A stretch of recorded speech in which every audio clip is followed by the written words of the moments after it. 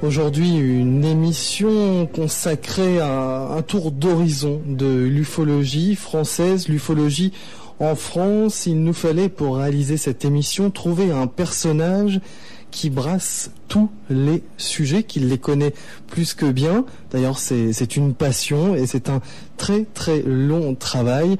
Alors on a réfléchi mais pas longtemps et au bout de quelques secondes on s'est dit la seule personne, une des seules personnes qui pourrait brasser ce sujet et nous conter pendant le temps que nous allons passer ensemble les différentes histoires ufologiques françaises, c'est Joël Ménard. Joël Ménard, bonjour. Bonjour. Joël, tu es le directeur de Lumière dans la nuit. Oui. Lumière dans la nuit, est-ce que tu pourrais expliquer pour tous ceux qui... Oui, mais il faut pas dire ça parce que si on dit que je suis le directeur, oui, les gens vont s'imaginer une grosse organisation dont je suis le chef. Je suis le directeur, mais je suis le balayeur aussi. Tu fais tout. Étant donné que je suis tout seul physiquement ici, et donc je ne dirige que moi-même. Alors, Lumière dans la nuit, c'est effectivement toi avec l'aide de quelques enquêteurs quand même. Avec l'aide absolument indispensable de tous les gens qui veulent bien participer à la chose. Si j'étais tout seul, je pourrais rien faire.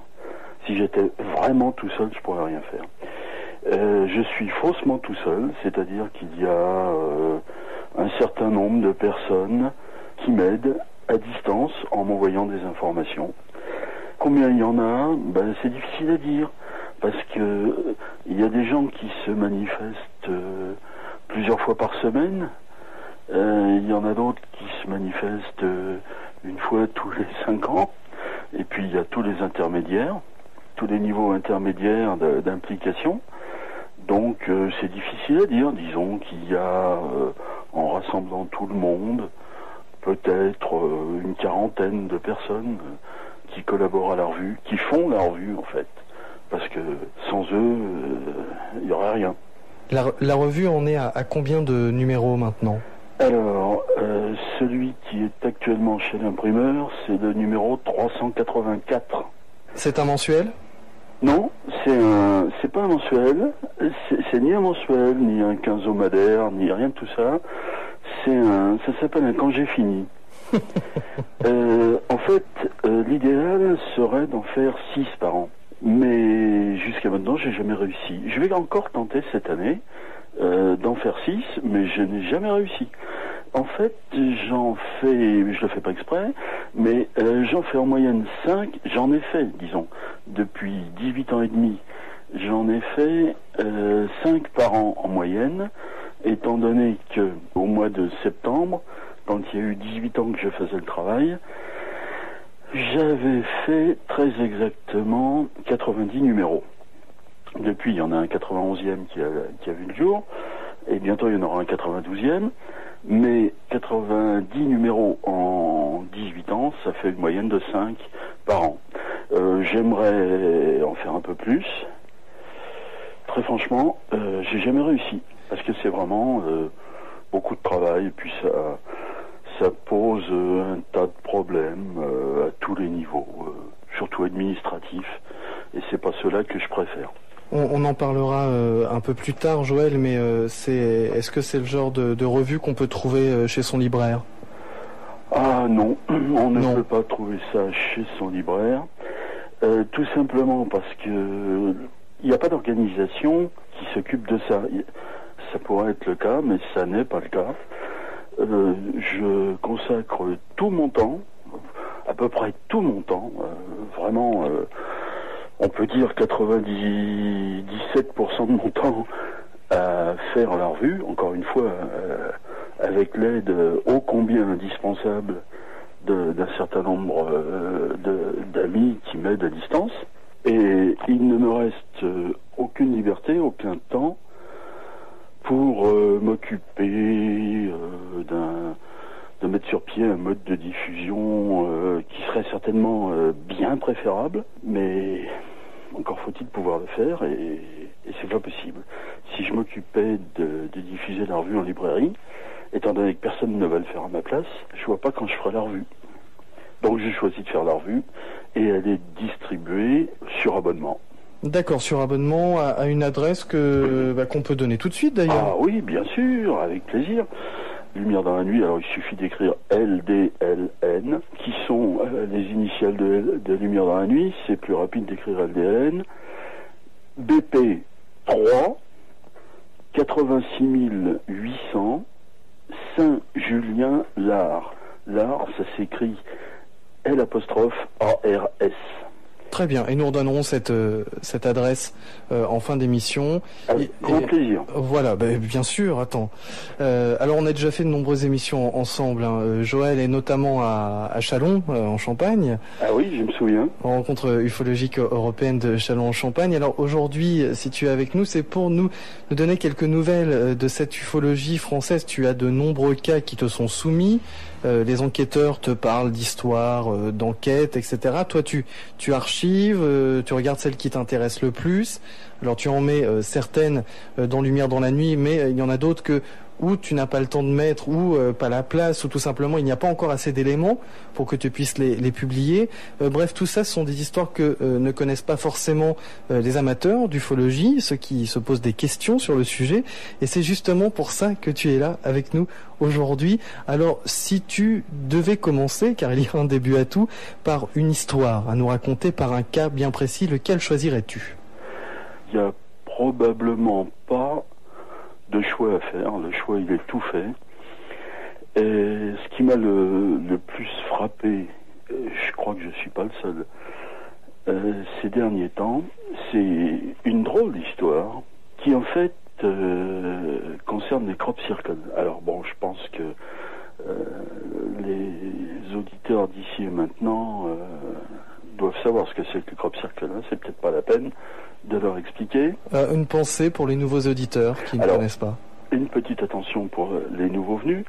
Depuis à peu près 25 ans, dans l'extrême sud de l'Angleterre notamment, mais aussi ailleurs, sont apparus des dessins géométriques dans les champs de blé ou d'autres céréales, à l'époque où ces céréales sont mûres, ou un petit peu avant, quand elles sont en train de mûrir. Au début, il y a une vingtaine d'années, il s'agissait de dessins simples. Alors ces dessins sont faits par aplatissement des céréales. C'est-à-dire que les tiges sont couchées et ça forme des dessins de grande taille qui étaient dans l'ensemble très simples il y a une vingtaine d'années. C'est-à-dire qu'on avait des disques, j'emploie le mot disque pour désigner un cercle et ce qu'il y a à l'intérieur du cercle, hein. Donc on avait essentiellement des disques ou des couronnes dans lesquelles le blé était aplati. Ça, c'était la situation il y a, disons, une vingtaine d'années. Petit à petit, jusqu'au tout début des années 2000, ces dessins se sont complexifiés et ils ont même atteint, dès les années 90, un niveau de complexité géométrique et un niveau de perfection dans le tracé et dans la taille, parce qu'il y a eu des tracés avec des dimensions colossales.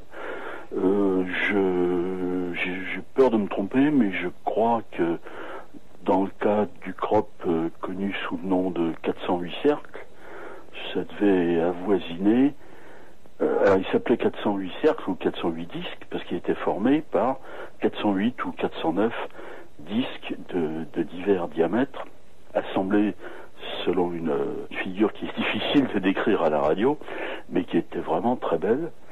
Je crois que cet ensemble avait un diamètre qui avoisinait les 200 mètres. Alors, donc ces choses-là se sont complexifiées. Au début, il y avait des gens qui disaient, ils ne se sont pas privés de le dire d'ailleurs, que tout ça c'était de la bêtise, que vraiment il fallait être ufologue pour s'intéresser à ça, et que c'était très simple de faire des crop circles, qu'il suffisait d'aller dans les champs la nuit sans se faire piquer par les propriétaires, qui en général apprécient assez peu. Il suffisait d'aller dans les champs discrètement avec par exemple des planches par personne une planche aux extrémités de laquelle étaient fixées 2 cordes tenues dans les mains. Donc vous imaginez, vous avez une planche devant vous, à chaque extrémité de la planche il y a une corde que vous tenez, une dans la main droite, l'autre dans la main gauche. Vous mettez par exemple le pied droit sur la planche, et puis comme ça vous avancez en aplatissant le blé. Alors il y avait des gens qui disaient, et qui étaient même très fiers de dire, que il n'y avait aucun mystère, hein, il n'y avait pas de cause extraordinaire à tout ça. N'importe quel crétin pouvait faire ça avec une planche et 2 cordes. Alors à l'époque, il y avait certaines raisons pour lesquelles nous n'étions pas convaincus, mais alors ces raisons sont allées en augmentant d'année en année, parce que les dessins se sont complexifiés énormément. Il y a par exemple des veines d'inspiration pour les auteurs de ces dessins, qui sont peut-être les peintures de Vasarely, la géométrie fractale, et puis plus récemment, il y a un excellent ufologue anglais passionné par le problème des crops, à tel point d'ailleurs qu'il s'intéresse plus aux crop circles qu'aux ovnis proprement dit, j'ai l'impression. C'est William Betts, qui a découvert par un étrange hasard dans une librairie de Londres un très beau petit livre de John Wilson. Wilson, ça s'écrit avec 2 L, qui s'appelle Mosaic and Tessellated Patterns. Et c'est un livre qui en fait est destiné à tous les gens qui s'intéressent, mais plus particulièrement aux jeunes, aux enfants sages, qui ont envie de s'amuser à faire toutes les jolies choses qu'on peut faire avec un compas, une règle et ce qu'il faut pour écrire. Il a donc publié ce petit livre qui est très peu connu et qui est pratiquement introuvable, je pense, à moins qu'il ait été réédité, mais j'ai aucun signe me disant qu'il ait été réédité. Ce livre montre un assez grand nombre de dessins géométriques stupéfiants qu'on peut faire très simplement avec une règle et un compas. C'est extraordinaire ce qu'on peut faire avec une règle et un compas. Ça, Vasarely et d'autres l'avaient compris. Bon, ça a été à la fois Vasarely et puis ensuite, de façon évidente, le livre de Wilson, ont été des sources d'inspiration pour disons, des créatures humaines ou non humaines, je n'en sais rien, qui fabriquent les crop circles. Et depuis 2 ou 3 ans, le phénomène a peut-être un petit peu fléchi en intensité en Grande-Bretagne, mais par contre, il a tendance à se développer dans d'autres pays. Et en 2006, il y a eu, à ma connaissance, 3 crops qui ont été trouvés en France. Ça se passait fin mai et début juin. Et il y en a eu un dans la Beauce, dans la région de Malesherbes ou Pithiviers, par là. Et c'est déjà plus tout à fait la Beauce, mais c'est le bord de la Beauce, disons. Et puis, il y en a 2 autres qui sont apparus dans le sud des Deux-Sèvres. Le premier à Laquarde, fin mai, et le second à Souvigné, tout près de là, à peut-être 3 kilomètres à vol d'oiseau de celui de Laquarde. Bon, pour les généralités sur les crop circles, on a peut-être dit l'essentiel. Alors, ce qui s'est produit cette année, c'est que quand ces crops, encore une fois pour les petits nouveaux, le mot crop, c'est celui qui est le plus souvent utilisé comme abréviation de crop circle, hein, mais il y a d'autres termes pour désigner ces choses-là, agroglyphe, pictogramme, ou géoglyphe, ou tout ce qu'on veut. Enfin, le plus simple, c'est crop. Tout le monde dit crop, alors bon, disons crop. Alors, quand les 2 crops du sud des Deux-Sèvres sont apparus, l'un fin mai et l'autre début juin, il y a évidemment des gens qui y sont allés et qui ont fait des photos dans les crops. comme en Angleterre. C'est devenu un sport national dans le sud de l'Angleterre. Hein. Ça, les nouveaux arrivants ne le savent peut-être pas, mais c'est presque devenu une industrie locale dans le Wiltshire notamment. L'été, du mois de juin au début août, c'est devenu une attraction touristique et c'est devenu presque parler une industrie locale. Donc, quand ces deux crops sont apparus au début de l'été 2006, un petit peu au nord-est de Niort, des gens sont allés là-bas et puis évidemment on fait des photos. Et sur certaines de ces photos, on constate des anomalies parfaitement étonnantes. C'est-à-dire que vous avez le paysage, avec le crop au premier plan, en général le ciel, parce que quand les gens font une photo de ces choses-là, la ligne d'horizon se trouve dans le champ, en général. C'est pas une obligation, mais la plupart du temps c'est le cas. Et sur au moins 17 photos prises par au moins 6 personnes sur les crops de Laquard et de Souvigné, on a des anomalies d'aspect assez variés, plutôt difficiles à interpréter, mais en tout cas vraiment étonnantes. Par exemple, on a des formes plus sombres que le ciel. Alors, je vais vous parler uniquement des anomalies avec le ciel derrière, hein, des anomalies constatées sur le fond du ciel. Alors, il y en a qui sont blanches, avec ou sans ombre dessus, autrement dit plus claires que le ciel, qui était parfaitement bleu au début de l'été. Et puis il y en a d'autres qui sont grises, avec des niveaux de gris variables d'une photo à l'autre. Bien souvent, il s'agit d'anomalies qui n'ont pas une forme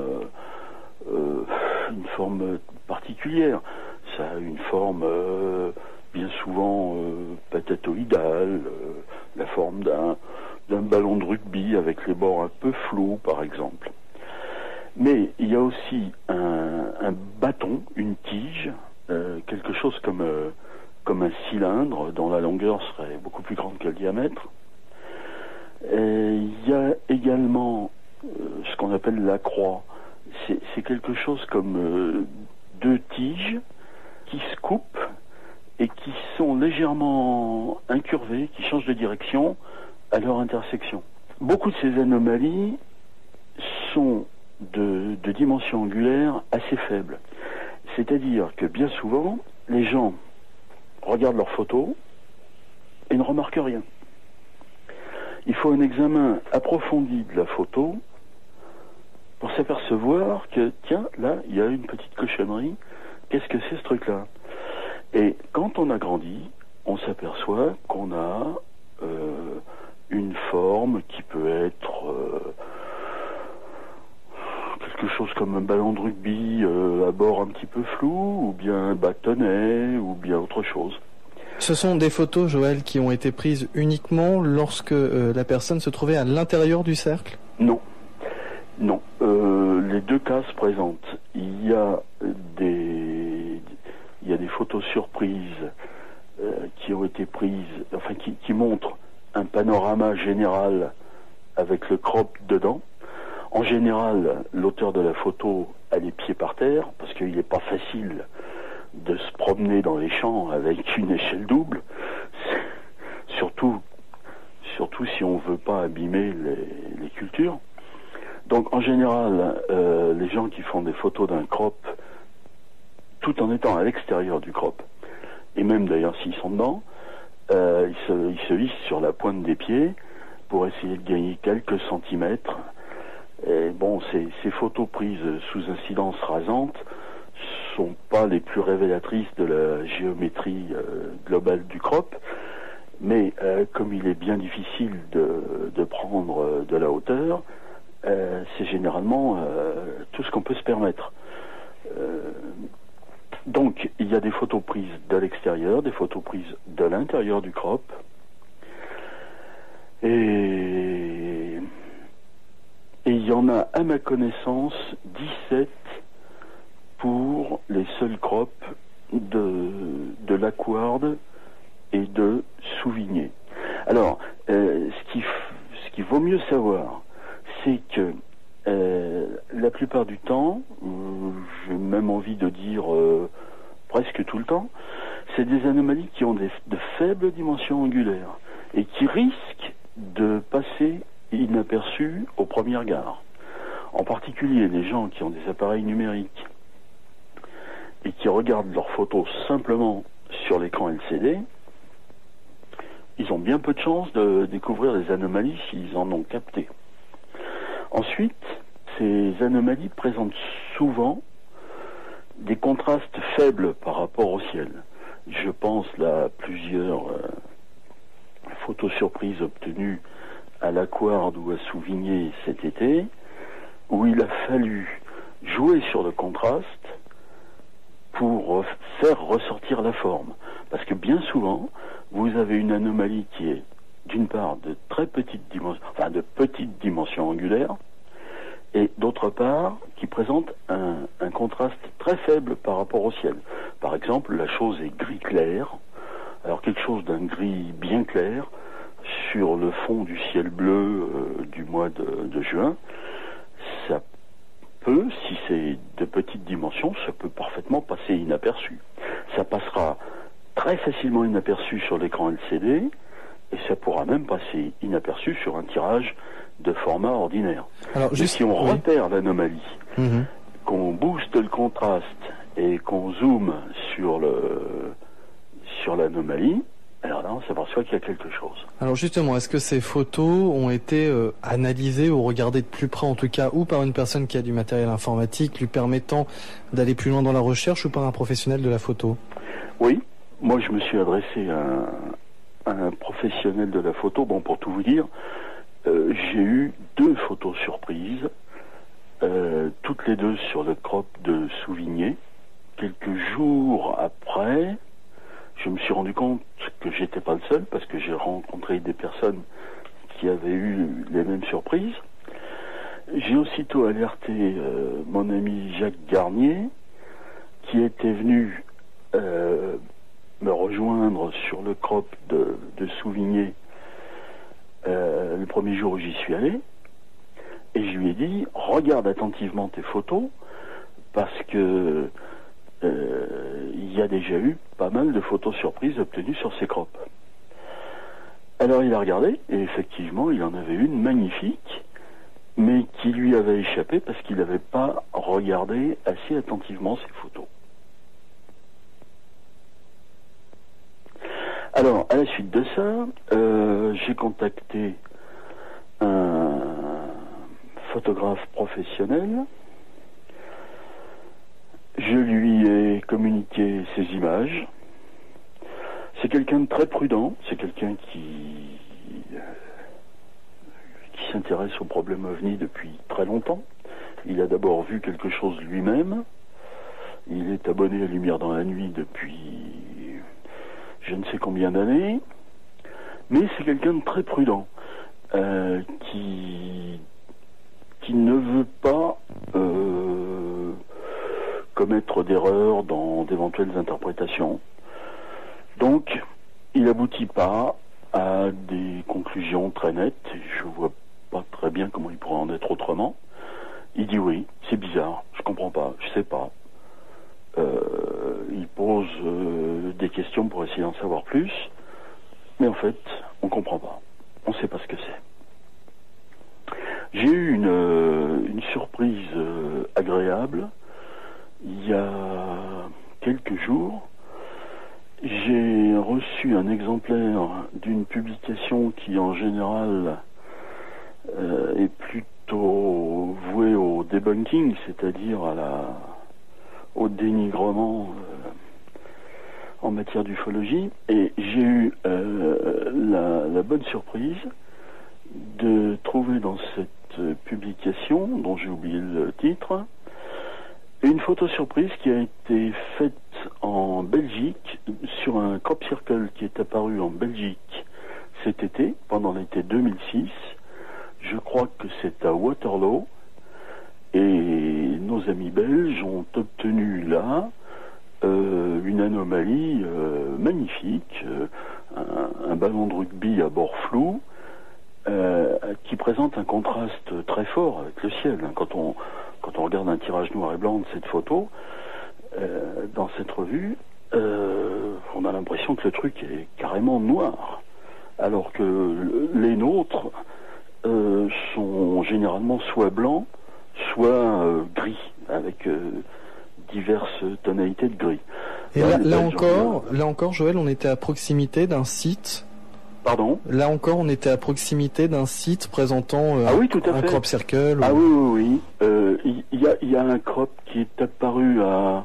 je ne sais plus exactement le nom de la localité, ça m'échappe un petit peu. Non, je sais, je crois que c'est Braine-l'Alleud.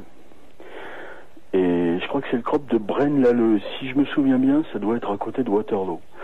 Et ils ont eu un très beau ballon de rugby à bord flou qui semble décoller du crop et qui ressemble à certaines photos auxquelles je pense, mais qui est même plus chouette encore parce que là le contraste par rapport au ciel est très fort.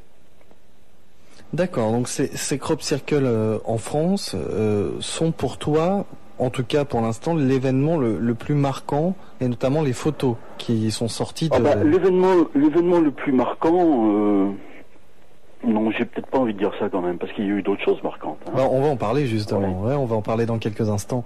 Mais là, ça te paraît vraiment très important. Ça me paraît important parce que il faut voir comment ça s'est déroulé dans le temps.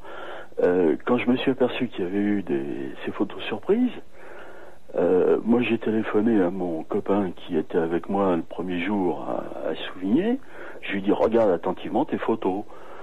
Il a pris le temps de le faire et puis il m'a dit ouais t'as raison, j'en ai une.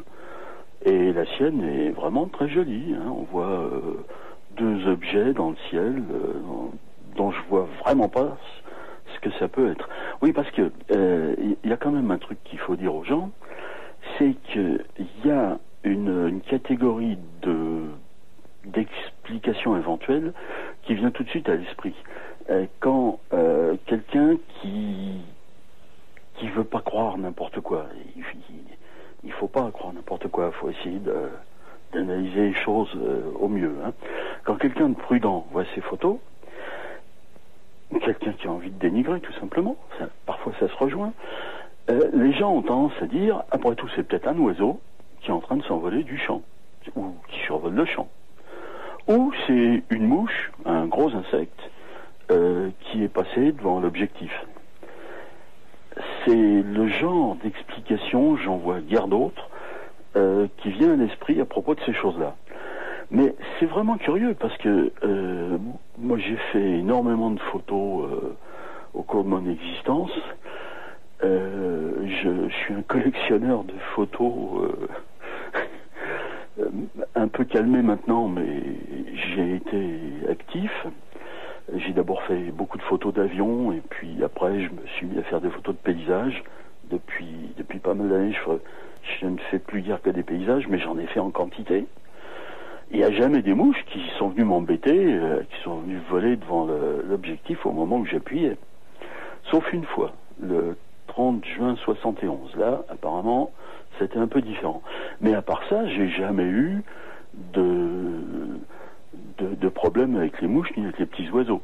Et les gens qui font des photos, tout le monde fait des photos ou presque, vous diront qu'il n'y a jamais les oiseaux ou les mouches qui viennent les embêter quand ils font leurs photos. Par contre, dans le crop de Souvigné ou dans celui de la Couarde, où on n'était pas harcelé par les mouches, hein, je peux vous dire, encore moins par les oiseaux. Et bien là, il y a eu au minimum 17 photos surprises qui sont apparues, dont 15 de jour. Et tout ça a été fait, je crois, maintenant on en est à 7 personnes. Il y a quand même un problème, d'autant plus que, comme je vous disais, il y a eu une très belle photo surprise obtenue par des Belges à Braine-l'Alleud cet été. Et puis, il existe des exemples plus ou moins analogues, plus ou moins différents selon le cas, en Angleterre aussi. Donc il y a vraiment un problème. Je voudrais pas courir le risque de dire des bêtises, mais j'ai quand même envie de dire que j'ai l'impression que les crop circles sont de bons endroits pour obtenir des photos surprises. Cela dit, toute photo surprise n'est pas obtenue sur un crop circle. On connaît quantité d'exemples en dehors des crops. Mais quand on voit les résultats des photos faites sur les crops, par exemple Pierre Bic en a fait une très belle en Angleterre, je crois que c'était, je sais plus si c'était en 2005 ou en 2004, mais il en a fait une très chouette.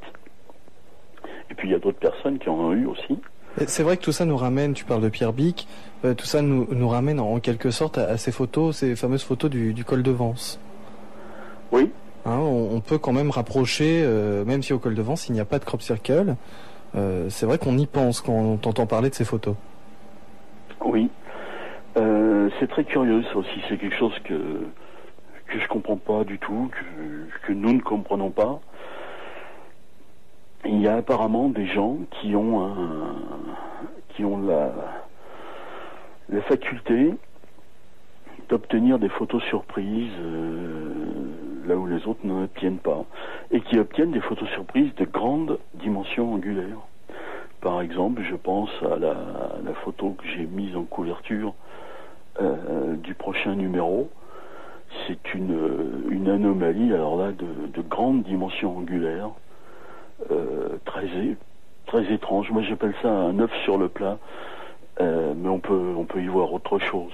Bon, vous voyez une forme ronde, blanche, dans le ciel, grande, avec presque des ombres qui se dessinent dessus.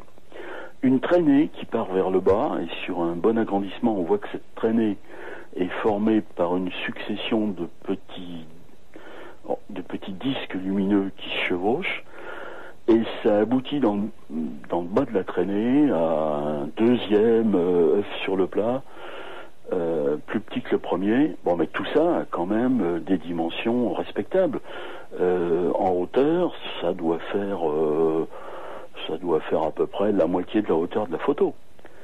Autrement dit, c'est pas petit. Mais ça, c'est un cas particulier. Les photos surprises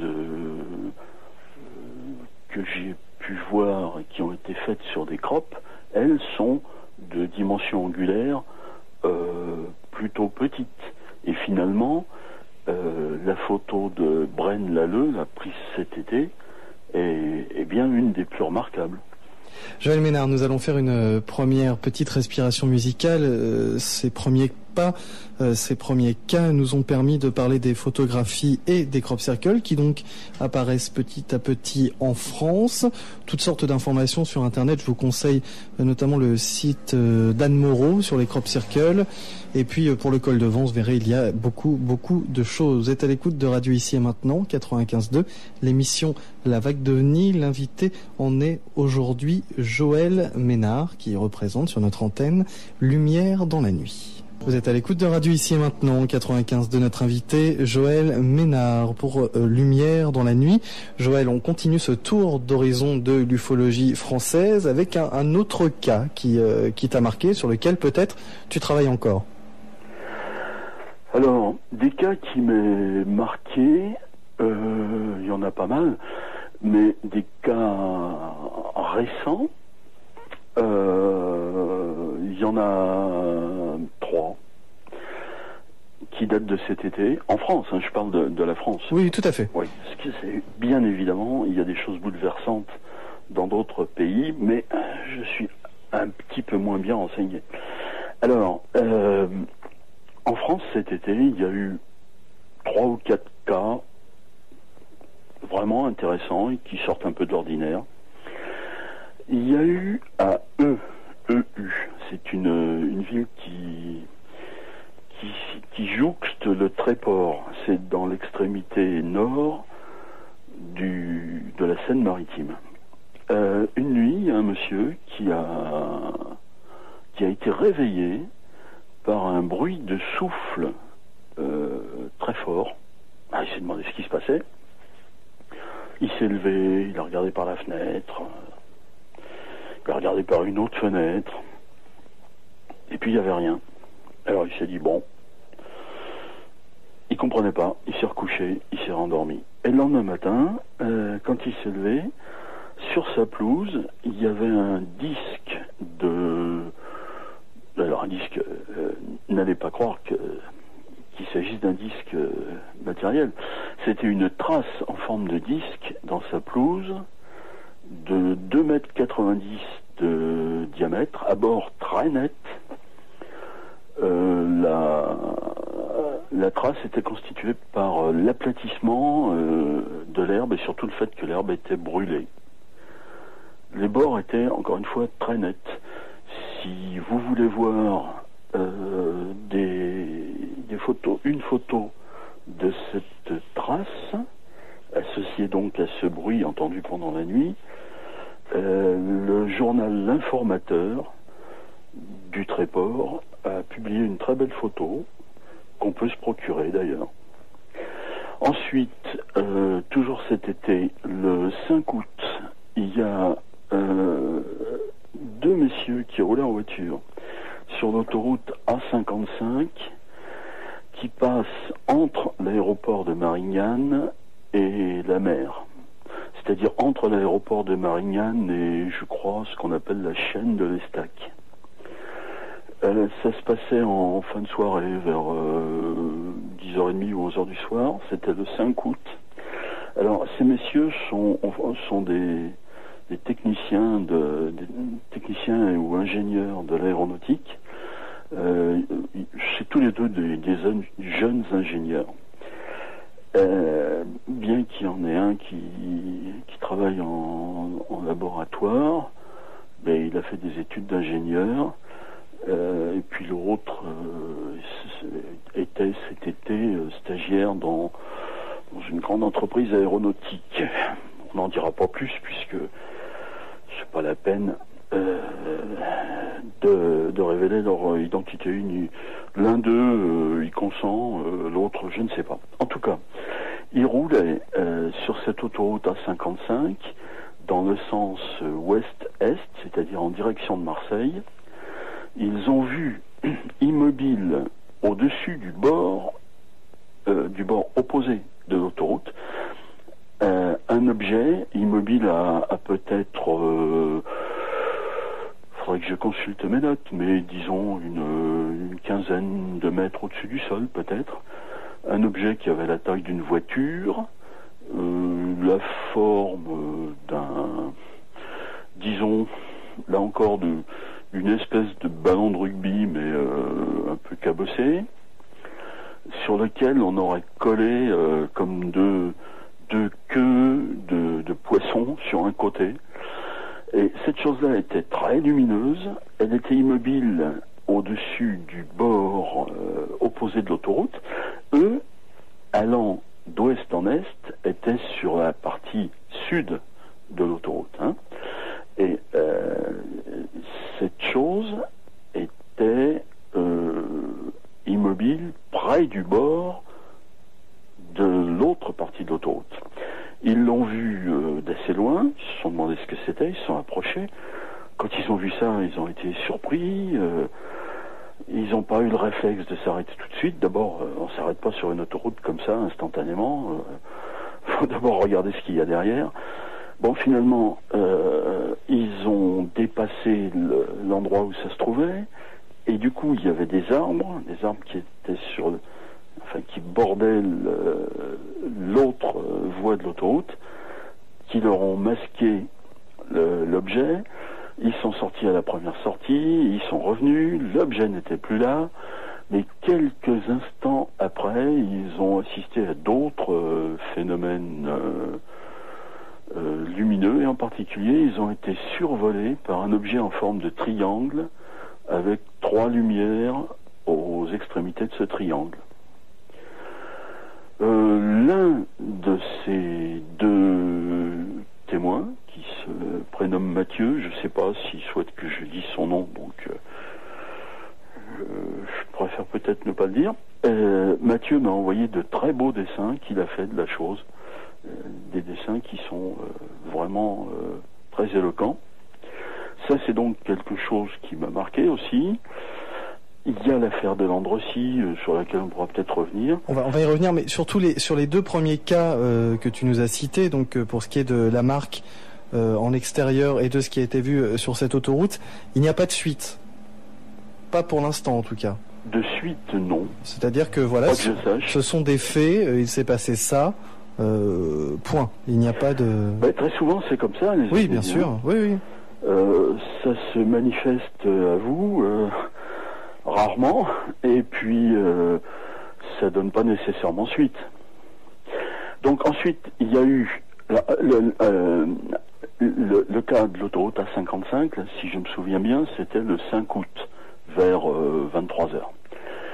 Ensuite, il y a eu deux cas importants, à 48 heures d'intervalle, l'un le 26 septembre et l'autre le 28 septembre. Alors, il y en a un qui fait l'objet d'une controverse, qui n'a pas fini de faire l'objet d'une controverse. C'est celui de Landrecy, dans le Nord. Alors, comme moi, les controverses, moins j'en subis, mieux je me porte, je préfère vous parler de l'autre. Le 28 septembre, ça se passe dans le sud du Jura, dans l'extrême sud du Jura. Hein. Tout à l'heure, avec la trace sur la pelouse, on était dans l'extrême nord du 76. Là, on est dans l'extrême sud du Jura, c'est-à-dire à la limite avec le département de l'Ain. Ce soir-là, donc 28 septembre, un petit peu avant 21h, c'est-à-dire vers 20h45 ou peut-être 20h50, il y a une jeune fille de 24 ans, prénommée Carole, qui se rend à son travail. Elle travaille dans une entreprise qui est pas très loin de là, mais dans le département voisin, une entreprise qui fabrique des flacons en plastique pour produits cosmétiques. C'est-à-dire des flacons de shampoing, quoi, en gros. Et elle travaille de nuit. Elle prend son service à 21h. Et ce soir-là, comme toute personne qui va au boulot, elle n'était pas en avance. Elle conduisait sa voiture, qui est une petite voiture blanche. Je crois que c'est une 205, il me semble. Je sais plus très bien. Je crois. Elle arrive au sommet d'une côte, d'une petite côte. Enfin, elle s'approche du sommet d'une petite côte, et à cet endroit-là, au sommet de la côte, la route tourne un peu sur la droite et passe sous une ligne haute tension, qui est une ligne à 400 000 volts. Autrement dit, vous n'avez pas intérêt à mettre vos doigts dans la prise. Et arrivant presque en haut de la côte, elle voit des lumières devant elle, des lumières qui sont derrière un énorme pylône qui porte cette ligne de 400 000 volts. Elle se demande ce que c'est. Elle a l'habitude de parcourir cette route, évidemment. Et elle comprend pas très bien ce qui se passe. Donc elle ralentit. Elle arrive au sommet de la côte et elle voit ces lumières qui se déplacent pour elle de gauche à droite en suivant les câbles de la ligne à haute tension, mais derrière cette ligne à haute tension. Alors elle comprend de moins en moins de quoi il s'agit. Elle a ralenti, elle s'arrête. Elle s'arrête une quinzaine de mètres peut-être avant la ligne à haute tension, et elle voit la chose qui va s'immobiliser à peu près 300 mètres, peut-être un peu moins.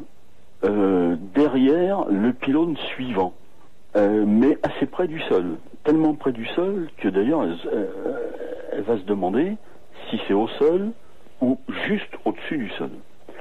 Alors, c'est à ce moment-là qu'ayant arrêté sa voiture, elle peut le mieux observer la chose. Ça a la forme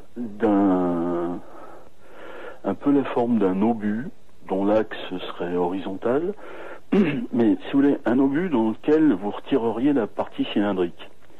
Je ne sais pas si vous voyez ce que je veux dire. Une forme ogivale à axe horizontal. Pour elle, qui regarde ça à travers la vitre avant droite fermée de sa voiture, la pointe de l'ogive est à sa gauche, c'est-à-dire vers le sud et orientée comme sa propre voiture. Sur cet objet, il y a un certain nombre de plaques rondes, comme de gros hublots, vraiment de très gros hublots, blancs, et la pointe de l'ogive émet un faisceau lumineux très puissant, avec une lumière beaucoup plus puissante que celle qui sort des énormes hublots blancs, et ce faisceau lumineux est à peu près horizontal, et éclaire des arbustes, diverses lignes d'arbustes qui se trouvent dans le paysage en avant de l'objet. Alors tout ça se passe en fait très vite, beaucoup plus vite que je ne vous le raconte. Carole s'arrête, elle voit ce truc-là, en même temps, elle voit qu'il y a une voiture qui arrive devant elle, assez lentement, et une autre voiture qui arrive derrière elle, assez lentement aussi. Et elle suppose que les conducteurs de ces deux voitures ont dû voir eux aussi la chose, puisqu'ils roulent lentement. En fait, je sais pas, peut-être qu'ils roulent lentement simplement parce qu'ils ont vu la voiture de Carole arrêter. Ça, on ne saura jamais, parce que, aux dernières nouvelles, elle n'avait pas réussi à savoir qui était dans ces voitures. Alors, elle s'arrête donc, elle regarde cet objet par la vitre avant droite, sans la baisser, et sans ouvrir la porte. Et puis c'est pas tout, il faut qu'elle aille travailler parce qu'elle n'est pas en avance. Donc, elle reste arrêtée très peu de temps, vraiment certainement moins de 30 secondes, et elle redémarre et elle va au travail. Et pendant sa nuit de travail, elle repense à la chose et elle se demande vraiment ce qu'elle a bien pu voir. Alors ça, c'est une observation qui m'a marqué parce que on a là, dans la description qu'elle donne, on a un objet structuré, matériel, en apparence, à savoir une sorte d'obus. Ou si vous voulez, pour donner une idée de cette forme, imaginez un ballon de rugby. Et puis vous l'étirez, ce ballon de rugby, vous le déformez de manière qui s'allonge. Et puis vous le coupez en deux, par la moitié, vous jetez la moitié de droite et vous gardez la moitié de gauche. Vous voyez ce que j'appelle une forme ogivale, un demi-ballon de rugby, avec de gros hublots blancs, et puis un projecteur très puissant dans l'axe de symétrie de la chose, qui éclaire devant. Bon, ça c'est un objet structuré, matériel apparemment, qui se déplace j'allais dire dans le ciel, mais très près du sol, qui s'arrête très près du sol aussi. Il y a longtemps qu'on n'avait pas vu ça. Moi, ça me rappelle les années 70, 80, surtout les années 70 et puis les années 60 aussi. Ces objets matériels qui étaient vus dans de bonnes conditions par des témoins qui en fournissaient des descriptions précises. On avait un petit peu perdu l'habitude de ça parce que depuis une vingtaine d'années, le phénomène avait changé dans ses formes. On n'avait plus guère d'objets structurés vus de près. Ça n'avait pas complètement disparu, mais c'était quand même devenu plus rare. Et là, on en a un beau cas, décrit par une personne que je crois parfaitement digne de foi. Et avec qui tu as communiqué? Pardon? Avec qui tu as communiqué? Tu es rentré en contact avec? Je me déplace peu parce que j'ai tellement de travail de bureau à faire que j'ai peu l'occasion de me déplacer, mais là j'ai fait un effort parce que j'ai pu coupler ça avec autre chose que j'avais à faire dans la région, et j'ai bien aimé cette affaire. J'ai trouvé ce témoignage très net, et quand je suis arrivé là-bas, Carole m'avait fait un petit dessin très clair, très net. J'ai rarement vu des témoins faire des dessins aussi limpides de ce qu'ils ont vu. Et puis son témoignage était très simple. La question, Joël, que peut se poser un auditeur, c'est oui. Comment as-tu été mis en contact avec elle? Je veux dire, elle s'est adressée à qui? Ça s'est passé comment? Comment ça s'est passé? C'est très simple. C'est un abonné de Lumière dans la nuit qui habite la région, qui m'a envoyé une coupure d'un journal régional qui est... Alors, ce journal, c'est... j'avoue que j'ai un petit trou de mémoire. C'est peut-être le Dauphiné libéré, mais je peux vous le dire tout de suite, puisque l'info, elle est dans le numéro 383. Et c'est comme ça que je l'ai su. J'ai eu tout simplement... Ah oui, parce qu'il faut dire ce qui s'est passé. Comment ça a fini par être publié dans le journal. Enfin, comment ça a été publié, assez vite d'ailleurs, dans le journal. La demoiselle en question était bien évidemment très émue par ce qu'elle avait vécu. Hein. Elle a eu une réaction que je trouve saine. Elle a été fortement étonnée. Elle en a parlé à ses parents. Ses parents sont des gens charmants. J'ai parlé avec son père. J'ai beaucoup apprécié cette rencontre avec son père aussi. Et donc elle en a parlé à ses parents. Et sa maman a eu une très bonne réaction. Elle a alerté le journal local. Et c'est comme ça qu'il y a eu un article dans ce journal qui doit être, je crois, le Dauphiné libéré. Un petit article, mais très clair, très net. Un article remarquable d'ailleurs parce qu'il n'y a pas l'ombre d'un ricanement dans le texte. Le journaliste qui a fait ça s'appelle Naël Dandachi, et là vraiment lui aussi j'ai apprécié ce qu'il a fait. Il n'y a pas l'ombre d'une incitation à la rigolade, pas l'ombre d'une dérision. Il rapporte les faits. Il n'y a pas de commentaires déplacés. Ça change agréablement des innombrables articles de presse régionale intitulés V'ni soit qui mal y pense et autres subtilités du même genre. Là, il y a les faits, simplement les faits, et c'est très bien. Voilà comment je l'ai su. Non mais je pensais justement aux auditeurs qui peut-être sont tombés sur l'émission par hasard et se disent mais si moi je vois quelque chose, si je n'arrive pas à l'expliquer, si je ne comprends pas, que dois-je faire? Bon bah là c'est par le biais de la presse, mais il y a beaucoup d'autres moyens aussi. Hein. Oui, tout dépend des circonstances. Ça dépend où on est, ça dépend dans quel environnement on se trouve. Là, la maman de la jeune fille a averti le journal local. Le journal local a fait plus exactement le bureau d'Oyonnax du journal local a fait un article très honnête. C'est à souligner parce qu'un article honnête sur les ovnis, ça se remarque, hein. Et bon, c'était suffisamment sérieux, ça m'a donné envie d'y aller, d'autant plus que j'avais autre chose à faire dans la région, donc j'en ai profité. Très bien, Joël. Je te propose une seconde respiration musicale. Vous êtes à l'écoute de Radio Ici et Maintenant. 95 de notre invité est aujourd'hui Joël Ménard de Lumière dans la nuit. Joël Ménard de Lumière dans la nuit. Nous allons passer à une nouvelle histoire dans quelques instants. Mais juste avant de conclure, Joël, tu voulais rajouter quelques mots sur l'affaire précédente concernant une photo surprise, une autre.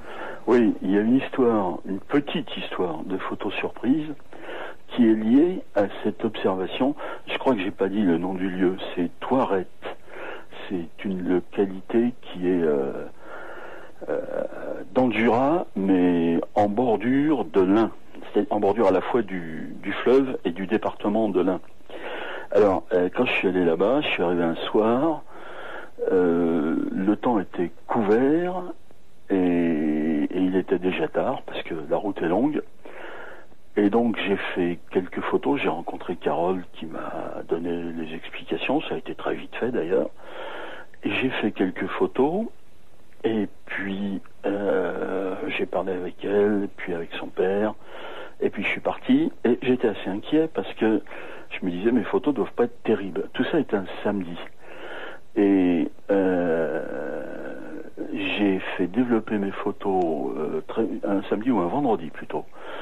Et j'ai fait développer mes photos le lendemain. Et j'étais assez inquiet parce que les conditions de lumière étaient pas bonnes du tout quand j'avais fait les photos des lieux. Et bon, j'ai vu mes photos, elles étaient effectivement pas terribles étant donné que le ciel était complètement bouché et qu'il était tard dans l'après-midi. Alors j'ai eu envie de refaire des photos des lieux et finalement je suis revenu le dimanche ou le lundi, je ne sais plus, le dimanche peut-être. Alors là je suis pas retourné voir Carole et ses parents, je suis allé tout seul sur les lieux, je me suis promené en prenant tout mon temps dans les environs, dans cet endroit qui s'appelle la Platière, grosso modo, entre le pylône derrière lequel le phénomène était apparu et l'autre pylône derrière lequel l'objet avait stationné. Je suis aussi allé sur la montagne en face pour photographier les lieux sous un autre angle et puis un petit peu de dessus. Et puis je me suis promené autour du pylône près duquel l'objet avait stationné parce que comme il s'agissait d'un quasi-atterrissage, on a toujours le réflexe de regarder le sol et de voir si par hasard l'OVNI n'aurait pas eu la bonne idée de laisser de merveilleuses traces. Mais c'était pas le cas, je n'ai vu aucune trace. Et je voulais faire un plan des lieux, je voulais me souvenir que le pylône près duquel l'objet avait stationné était bien celui qui, sur la carte, correspond à un coude dans la ligne à haute tension. Alors, ayant peur de me tromper, pour me souvenir que ce pylône-là était bien le pylône où la ligne change d'orientation d'une dizaine de degrés, je me suis mis sous l'un des bras du pylône et j'ai photographié le bras du pylône de dessous et on voit effectivement les câbles qui font un coude. Et quand j'ai fait développer mes photos, parce que je travaillais en argentique, quand j'ai fait développer mes photos, j'avais un petit ovni sur la photo du pylône. Alors il n'est pas terrible, il y a une petite tache grisâtre dont je m'explique pas la présence. Alors je ne prétends rigoureusement rien. Hein. Je sais pas, peut-être que cette tache, après tout, a une cause banale, classique, explicable, c'est possible. Le photographe, qui est un éminent photographe, à qui je montre les photos qui font problème, n'a pas trouvé d'explication. Je prétends pas que ce soit de manière certaine un ovni, mais on peut toujours se poser la question. Il y a ce problème des photos surprises qui ne nous lâchent pas. Mais il faut être très prudent parce que si on s'imagine chaque fois qu'on a une surprise comme ça que le phénomène s'est fait photographier, il y a des gens que ça va faire rire qui vont dire ah là là, il s'occupe tellement de photos surprises qu'il s'imagine qu'il en a une. Je sais pas. En tout cas, il y a un petit machin dans le ciel à côté de l'acier du pylône, qui à mon avis n'est pas un oiseau. Je serais très étonné que ce soit une mouche, ou alors vraiment, qu'est-ce qu'elles ont les mouches depuis quelque temps? Je sais pas ce que c'est. Et puis, on peut rien faire avec un document comme ça, hein, parce que les gens ont toujours l'idée de faire analyser les photos, mais qui peut analyser les photos? Qui peut conclure? C'est des documents qui ne permettent pas de conclure, hein, à tel point que je me demande si on peut appeler ça des documents. Très bien. Mais ça existe. Voilà pour cette petite mise au point et ces informations supplémentaires. Alors le thème de cette émission, ce sont les nouvelles de l'ufologie en France. Alors qui dit nouvelles dit cas assez récents, mais il y a aussi des cas anciens qui viennent de se voir ajouter des informations supplémentaires et qui donc rentrent dans le cadre de cette émission. Tu en as fait d'ailleurs la couverture d'un Lumière dans la nuit. Il s'agit d'une affaire qui s'est déroulée en 1967 dans la Somme. Est-ce que tu peux nous en dire plus? Oui. Une drôle d'affaire, avant que tu commences, une drôle d'affaire parce que quand on traite des sujets comme cela, on a tout de suite peur de ne pas être crédible. Oui, les histoires d'OVNI, quand on les regarde d'un peu près, sont en grande partie tellement folles qu'on ne sait pas comment se comporter face à ça. Bon, il y a des cas d'OVNI qui prêtent pas trop à conséquence. Les histoires que je vous ai racontées là de l'autoroute A55 ou de Toirette, bon, ben, c'est de jolies apparitions d'OVNI, bien observées. Enfin, c'est jamais que des OVNI. Dans certains cas, les choses se compliquent terriblement. Alors, cette histoire de la Somme, nous la devons à Claude Babin, qui est un charmant monsieur qui malheureusement habite loin d'ici, qui m'a raconté toute l'histoire il y a moins d'un an. Alors voilà de quoi il s'agit. À l'époque, il allait assez souvent dans la Somme, où il avait de la famille. Mais en fait, il y allait, si j'ai bien compris, à peu près une fois par an, l'été. Il est tombé au cours de ses vacances 1967 sur un agriculteur qu'il connaissait parce que bon, c'est la campagne, les gens se connaissent. Et cet agriculteur lui a dit, tu sais, j'ai vu un drôle de truc au mois de mai. Et il lui a raconté qu'un midi, alors qu'il était dans les champs, en train de travailler, il a vu un avion en réaction qui est passé. Et derrière l'avion en réaction, il y avait un gros objet. Il n'en a pas donné d'ailleurs une description très précise. Et puis, l'objet a rattrapé l'avion et il l'a bouffé. Alors, ce témoignage a évidemment beaucoup étonné Claude Babin, mais il connaissait l'agriculteur en question et à cause justement de cette connaissance qu'il avait du témoin, il avait tendance à prendre la chose au sérieux. Alors ça lui a paru immensément bizarre, bien entendu. Ça l'a travaillé ensuite quand il est reparti vers son domicile, et puis pendant tous les mois qui ont suivi, il a repensé à ça. Il s'est dit, mais qu'est-ce qu'il m'a raconté l'autre? Qu'est-ce que c'est que cette histoire? Pourtant, il n'avait pas du tout l'air de me raconter des bêtises, il n'avait pas l'air de plaisanter. Puis de toute façon, c'est pas un plaisantin. Il avait visiblement pas envie de se moquer de moi. Qu'est-ce que c'est que cette histoire? Bon, il y a pensé pendant des mois et des mois. Et puis finalement, il s'est dit, quand on va retourner là-bas l'été prochain, je vais essayer d'en savoir plus. Alors, il est retourné avec sa famille dans la Somme l'été suivant, et il s'est mis au travail. Il a parlé avec tous les gens avec qui il pouvait parler. Et puis, discrètement, il tâtait le terrain pour essayer de voir s'il n'y avait pas quelqu'un qui aurait vu ça. Parce que, étant donné que ça se passait vers midi, on peut estimer qu'il y avait peut-être eu plus qu'un seul témoin.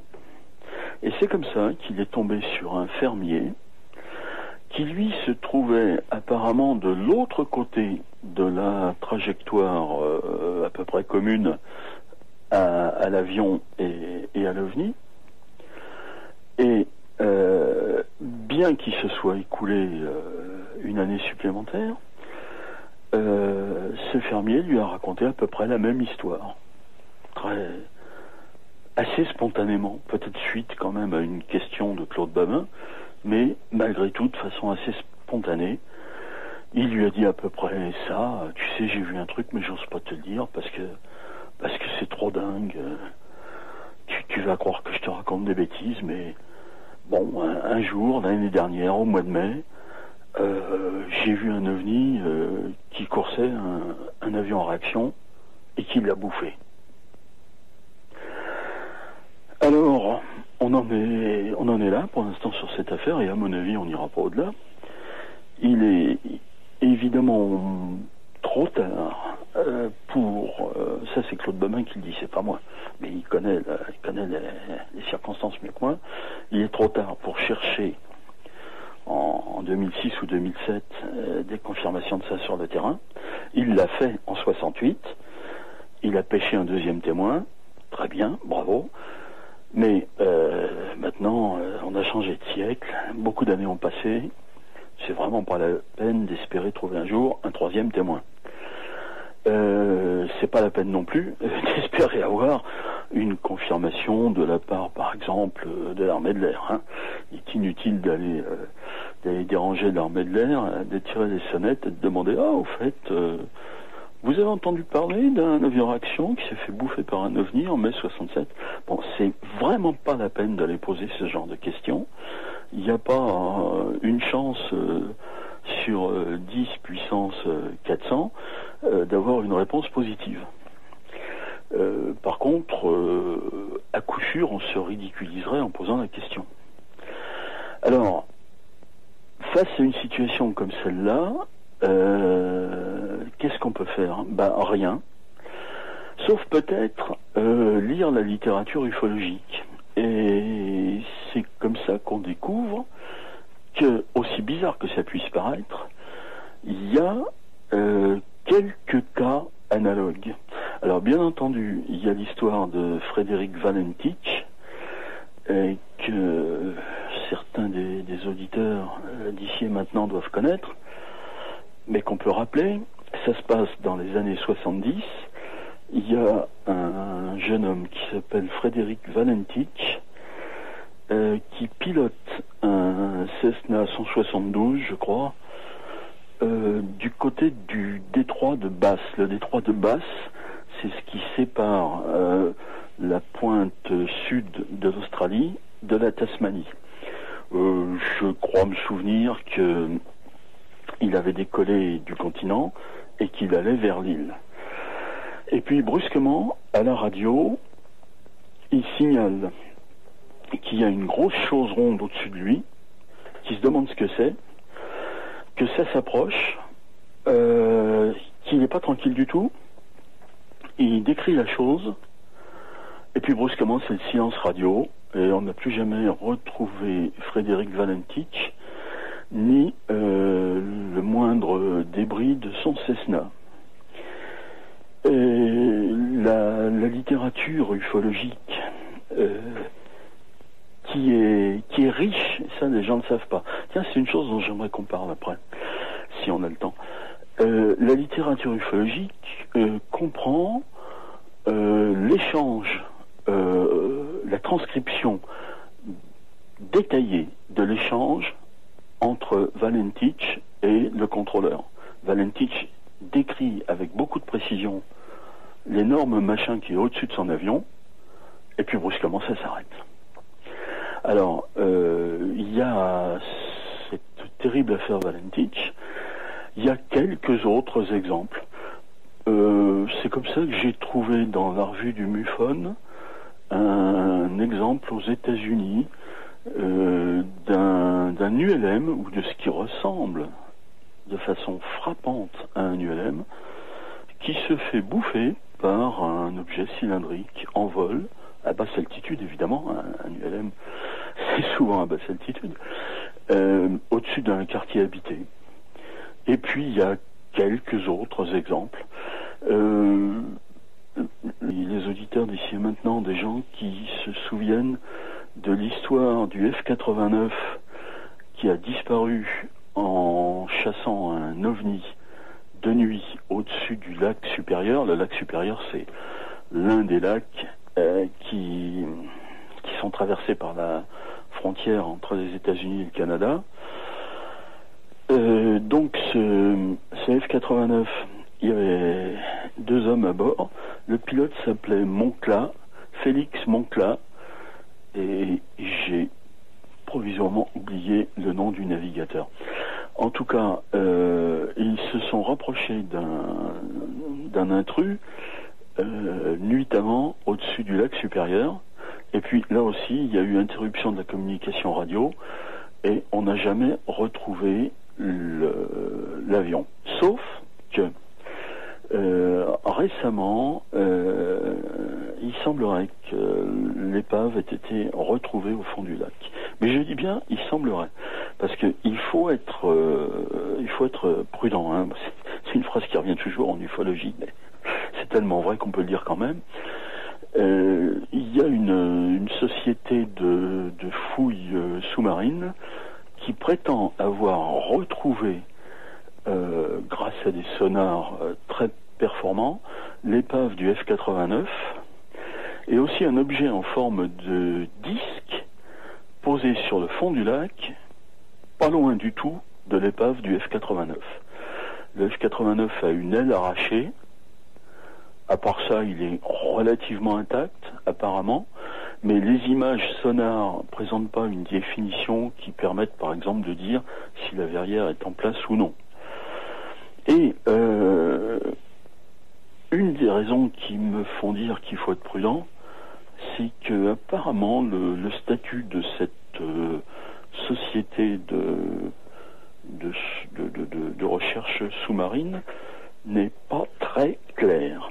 C'est ce qui ressort des articles publiés aux États-Unis en 2006 sur la question. Mais il y a aussi d'autres exemples.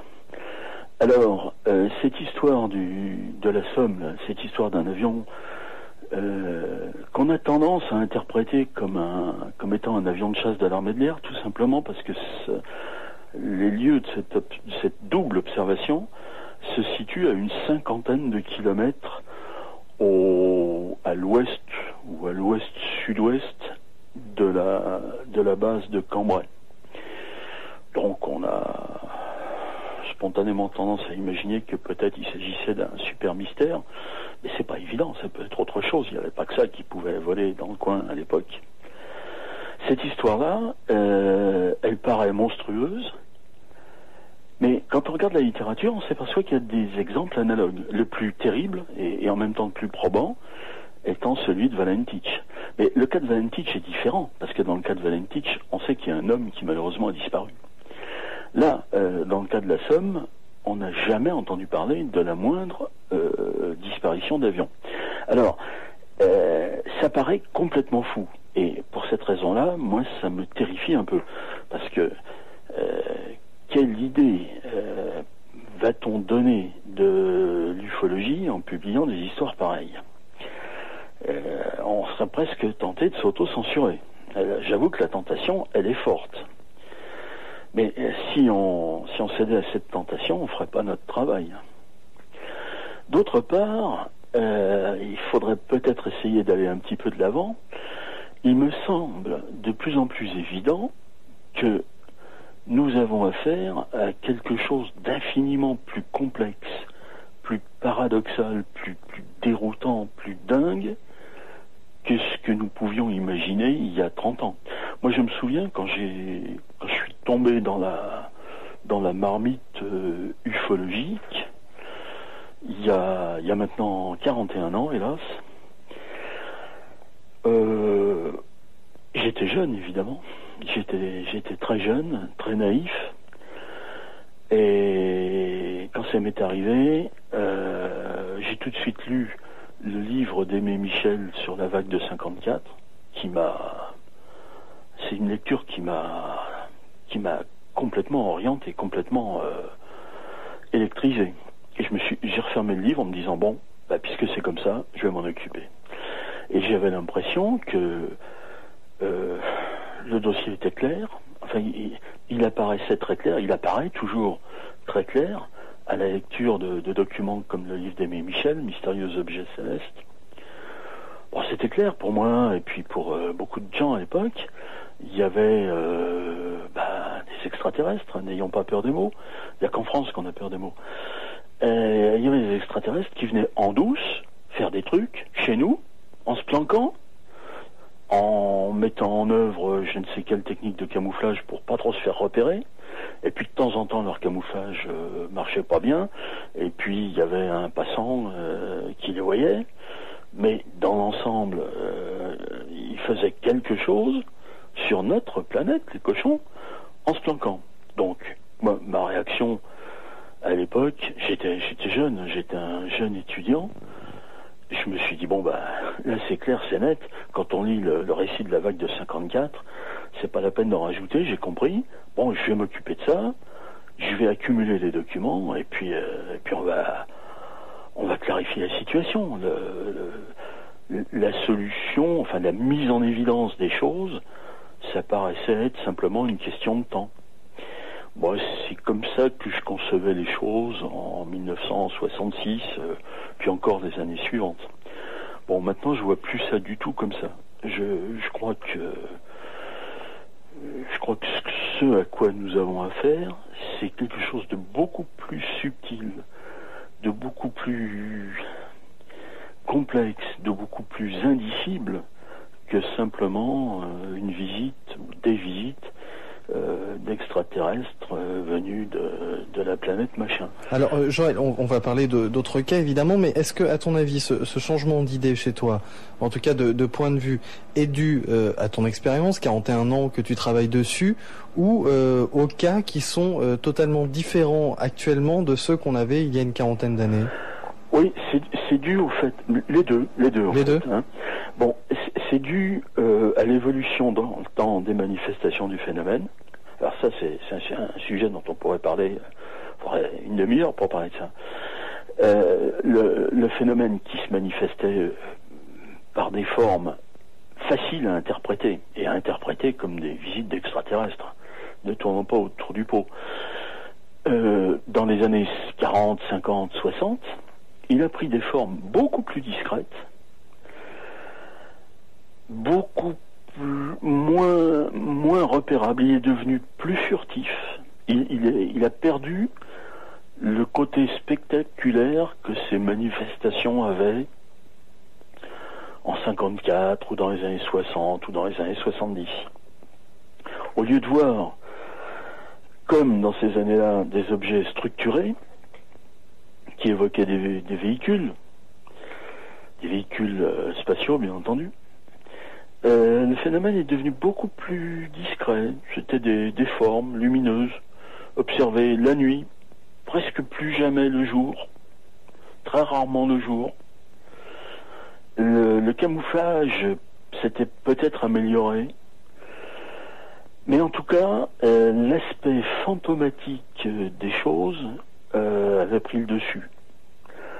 Et puis quand on approfondit la question, alors approfondir la question pour moi, c'est prendre connaissance d'un grand nombre d'observations.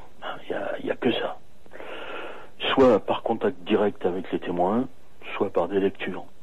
Les deux si possible.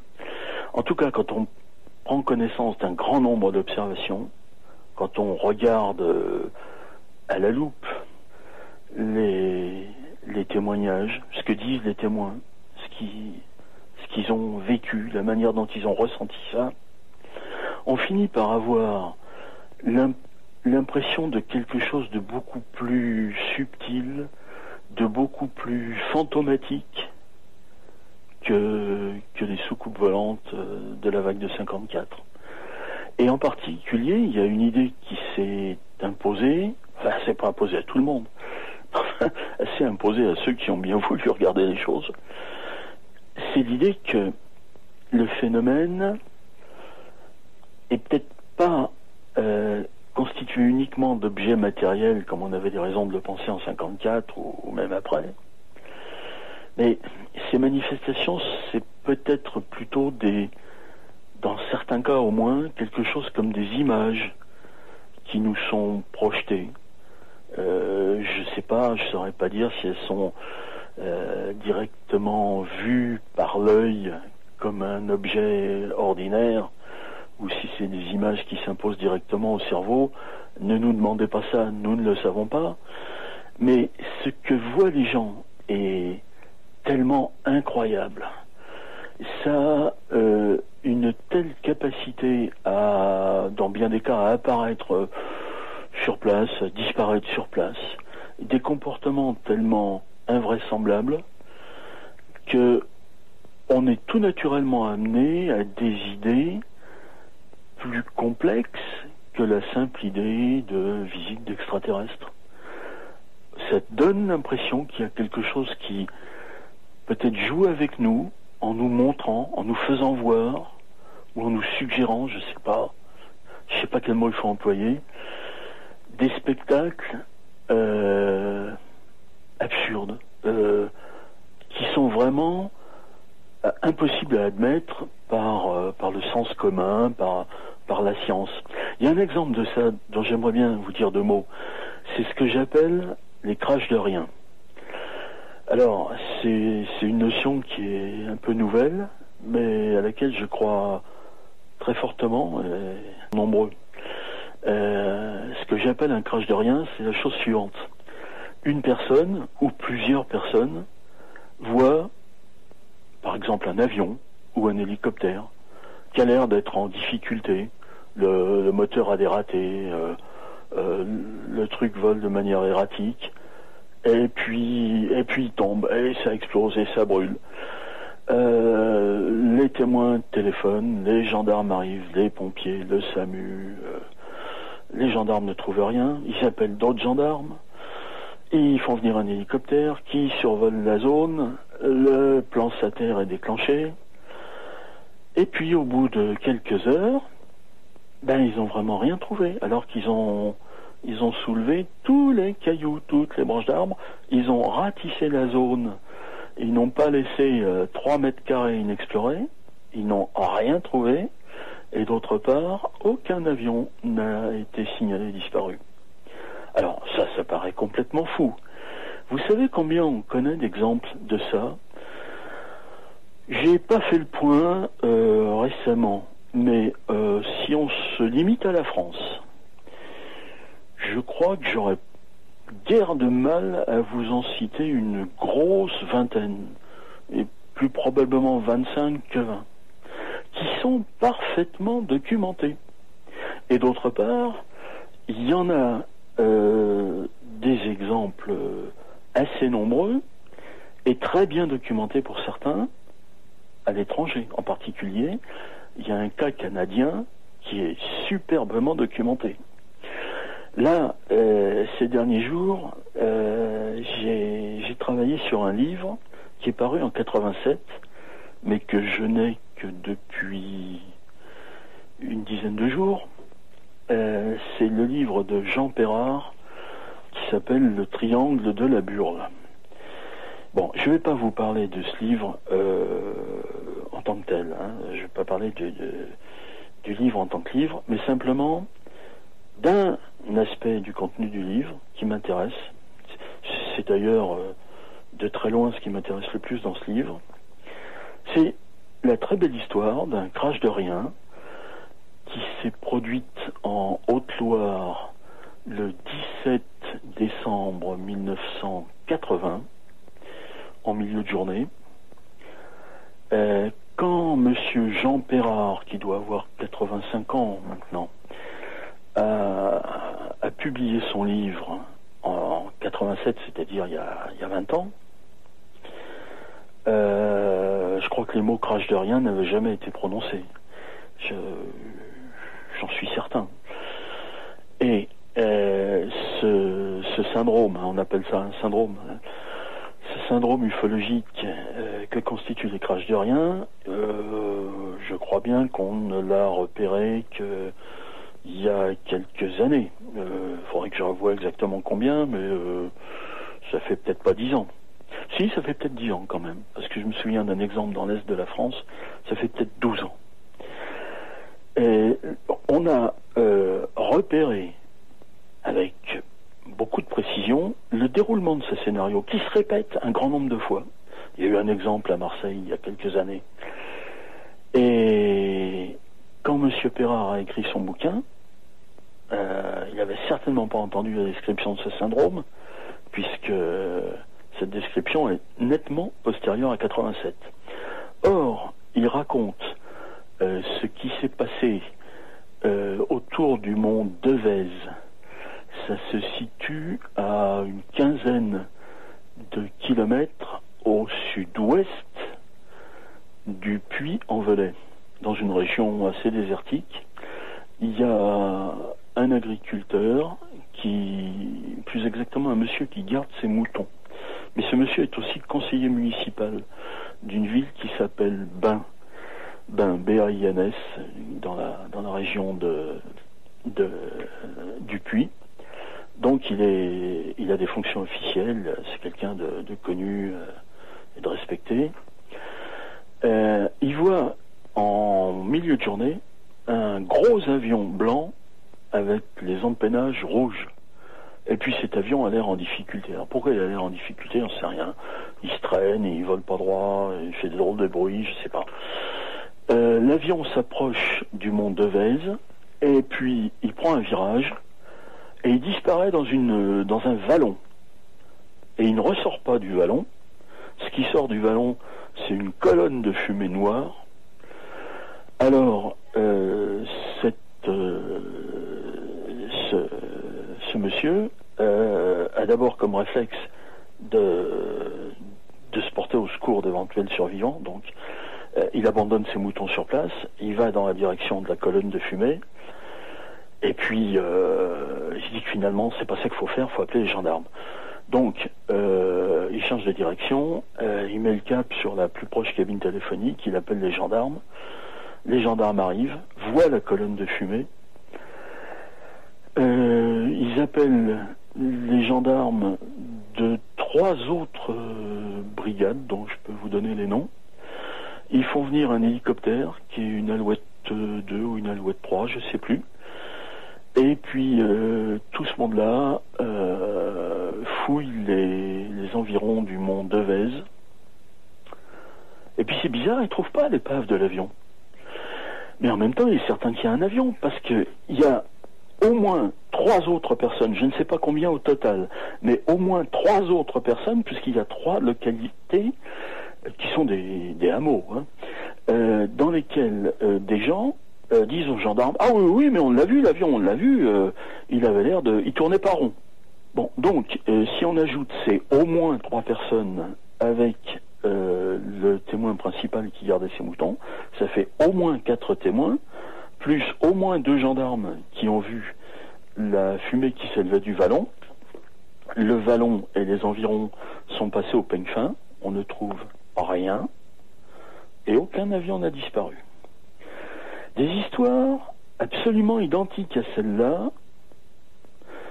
Moi, si vous voulez, je vous en parle pendant 2 heures. On fait ça un autre jour, hein. Je rassemble mes notes sur la question et je vous raconte des crashs de rien pendant 2 heures. Si quelqu'un veut relever le défi, moi je suis prêt. Alors, comment voulez-vous que face à une telle situation, on n'imagine pas quelque chose comme une projection d'image, comme une mise en scène, quelque chose de beaucoup plus fantomatique, de beaucoup plus paradoxal. Ou comme Joël, on peut aussi penser à une excellente couverture. Ce que je veux dire par là, c'est actuellement les scientifiques travaillent sur des objets que l'œil humain ne capterait pas, que les radars ne captent pas, qui seraient invisibles. Pourquoi ne pas imaginer cette technologie qui n'est pas de la science-fiction déjà réalisée, mise en pratique? Oui, je crois qu'on a affaire à quelque chose de beaucoup plus compliqué que ce qu'on croyait, de quelque chose de très paradoxal. Et finalement, l'ufologie, qui est tellement décriée, et tellement sabotée, c'est une petite discipline de rien du tout, sans prétention, qui consiste à collecter et à trier un petit peu quand même l'information basique sur les manifestations de ces phénomènes. Nous sommes dans l'ensemble plutôt mal considérés, mais moi j'assume, j'ai pas honte. Je trouve qu'il est normal, qu'il est sain, qu'il est logique de rassembler ces informations et de voir ce qu'elles nous disent. Alors bien entendu c'est idiot, toute histoire d'OVNI est idiote. Ça c'est une des choses qu'on découvre quand on fait de l'ufologie. Une histoire d'OVNI, un cas d'OVNI est soit relativement imprécis, relativement pauvre dans les données, soit absurde. Si les données sont riches, l'histoire est absurde. L'histoire que je viens de vous raconter, là, qui se passe à côté du mont Devez, à 15 km au sud-ouest du Puy, elle est idiote. Elle est idiote cette histoire. Il y a plusieurs témoins, au moins 4, plus 2 gendarmes, qui voient un avion qui s'écrase dans un vallon. Puis en plus c'est un gros avion, dit le témoin principal. Un gros avion blanc avec la queue rouge. Il s'écrase dans un vallon. Il remonte pas, et paf, il y a une grosse fumée qui monte. Et qui dure, la fumée dure longtemps, parce que les gendarmes ne sont pas arrivés tout de suite. Et quand ils sont arrivés, ils ont vu la colonne de fumée qui montait du vallon. Et puis dans le vallon, il n'y a rien. Il y a eu la même chose, par exemple, à quelques kilomètres du centre de Marseille, dans la chaîne de l'Étoile, un jour, il y a peut-être 4 ans, par une chance extraordinaire, les 2 témoins étaient un scientifique qui occupait des fonctions importantes et son fils. Et quand ces gens-là, ce monsieur et son fils, ce monsieur qui, encore une fois, j'insiste, était connu et honorablement connu, quand ces gens-là ont téléphoné aux gendarmes pour dire « on vient de voir un avion qui s'est écrasé dans la chaîne de l'Étoile », aussitôt les recherches ont été lancées. Et ça s'est déroulé comme dans le cas du mont Devez. Il y a eu des recherches toute la journée, puis en fin de journée, les gendarmes, les pompiers, les marins-pompiers, tout le monde avait retourné tous les cailloux de la zone, puis ils n'avaient rien trouvé. Puis il n'y avait pas d'avion qui avait disparu. Mais les 2 témoins, dont ce monsieur qui avait des fonctions très importantes et qui faisait de lui ce qu'on appelle un témoin parfaitement digne de foi, ils avaient vu un avion se casser la gueule. Mais il n'y en avait pas. Et des choses comme ça, il y en a des exemples, je vous dis, moi je vous en raconte pendant 2 heures si vous voulez. On a plus assez de temps pour ces... Comment les appelles-tu? Et pourtant... Pardon, moi j'appelle ça des crashs de rien. Des crashs de rien, j'aime beaucoup le ouais, moi aussi j'aime bien le paradoxe. Il y a quelque chose qui s'écrase, mais c'est quelque chose, c'est rien. On a encore le temps, Joël, Un crash de rien, c'est un accident d'avion sans avion. Alors, bien entendu, c'est idiot. Je suis d'accord avec vous. Ça n'aura échappé à personne.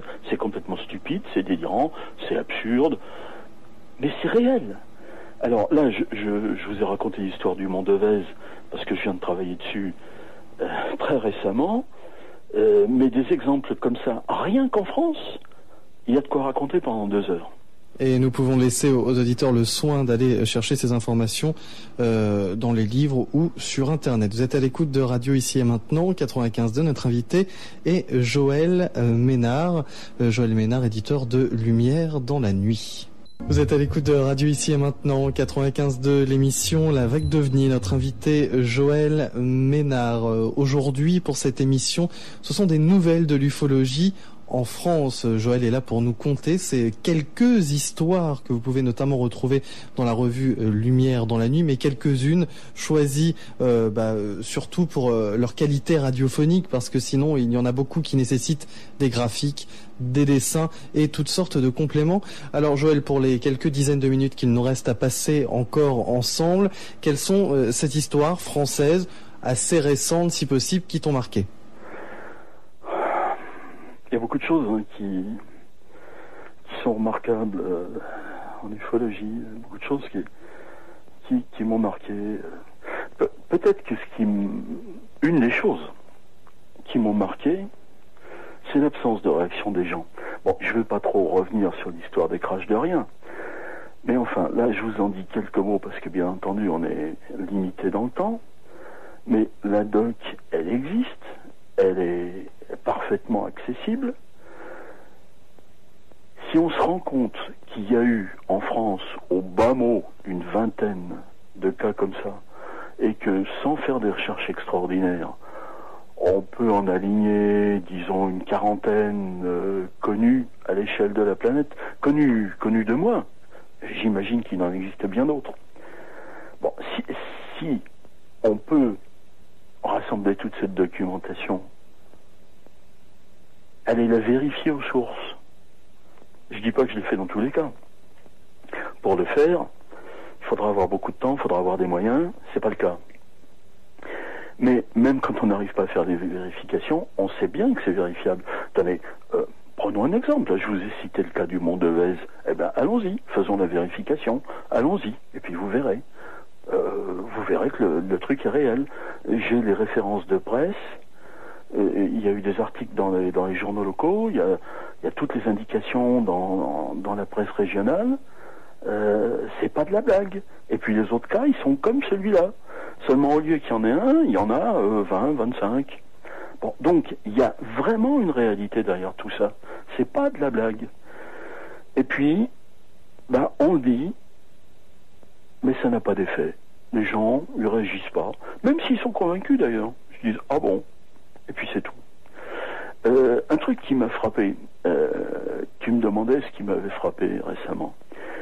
Bon, il y a beaucoup de choses qui m'ont frappé, mais par exemple, le fait que je n'entende jamais parler de la vague d'août 98. Ça m'a vachement frappé. Je suis certain que parmi les auditeurs d'ici et maintenant, il y a 97,34% des gens qui ont entendu parler de la vague belge. La vague belge, les gens connaissent. Mais la vague française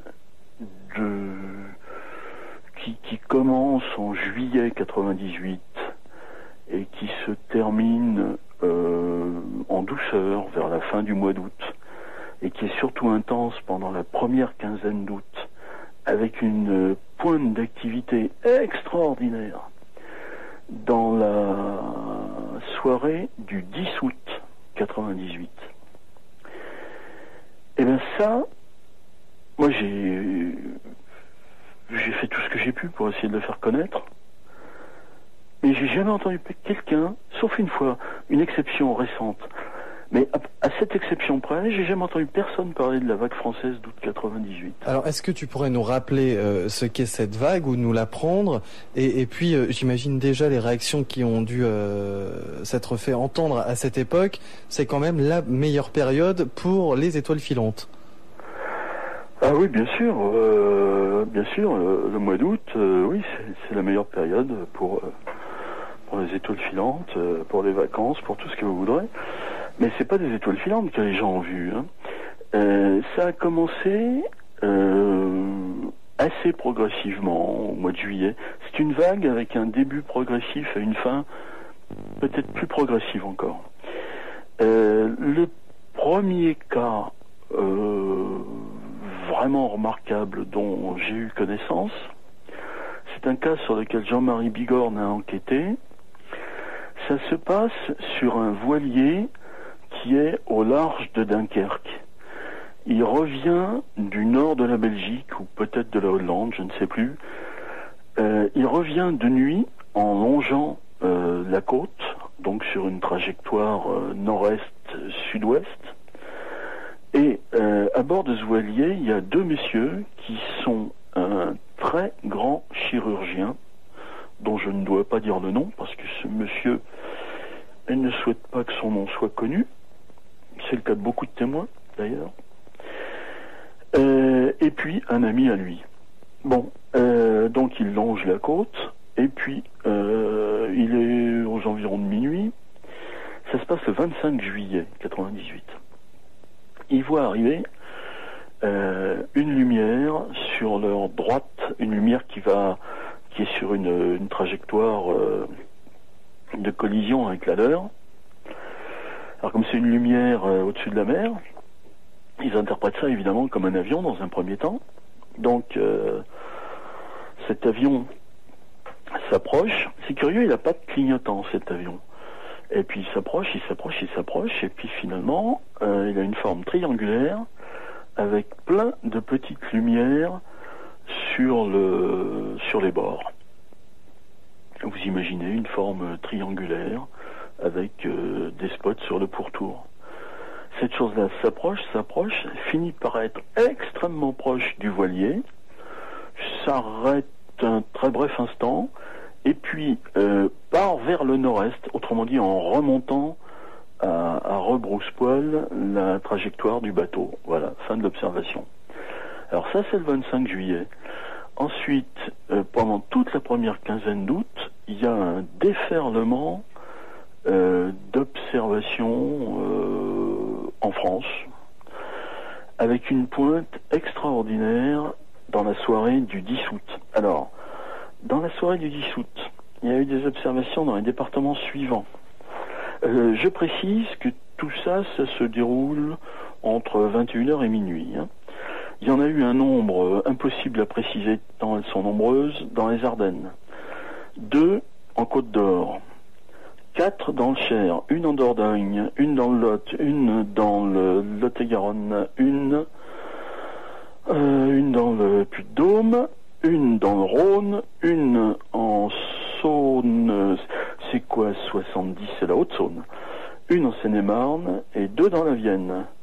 C'est-à-dire au total 14 sans compter la multitude d'observations, dont une particulièrement étrange dans les Ardennes.